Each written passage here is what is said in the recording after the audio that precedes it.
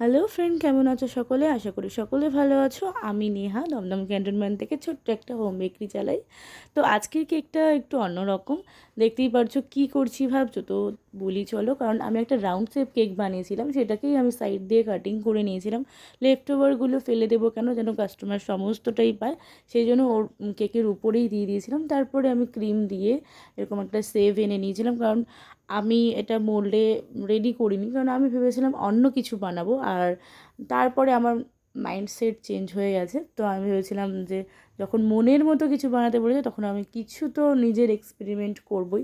তো সেই জন্য আমি এক্সপেরিমেন্ট করেছিলাম। তোমরাই দেখে বলো যে তোমাদের কেমন লাগছে। আর এতে যে সিঁদুরটা দিয়েছিলাম সেটাও খাওয়া যাবে, সেটা কেকে দিয়ে করেছিলাম। আর সেই মুহূর্তে আমি রেড ভেলভেট কেক তো বানাইনি। রেড ভেলভেট কেক বানালে ইজি হয়ে যায়, অনেকেই জানো। কিন্তু সেই মুহূর্তে আমি একটু মানে ভ্যানিলা স্পঞ্জের মধ্যে একটু রেড কালার ইউজ করে নিয়েছিলাম। রেড কালার ইউজ করে আমি এই সিঁদুরটা বানিয়েছিলাম। আর একটু অন্য অন্য লুক দেবো বলে আমি এই সিঁদুরের মধ্যে একটু রিয়েল ধান দিয়ে দিয়েছিলাম। আর একটু ধূপও দেওয়ার ইচ্ছা ছিল, বাট এত রাতে মিড নাইটে আমি কেকটা বানিয়েছি, তো সেই সময় আর পাইনি, আর দেওয়াও হয়নি। তো যাই হোক, তোমাদের কেমন লাগলো অবশ্যই জানিও। যদি তোমরাও এরকম সুন্দর সুন্দর কেক নিতে চাও তোমাদের স্পেশাল ডেতে, তবে অবশ্যই আমার সাথে কন্ট্যাক্ট করো আর ঝটপট অর্ডার করো।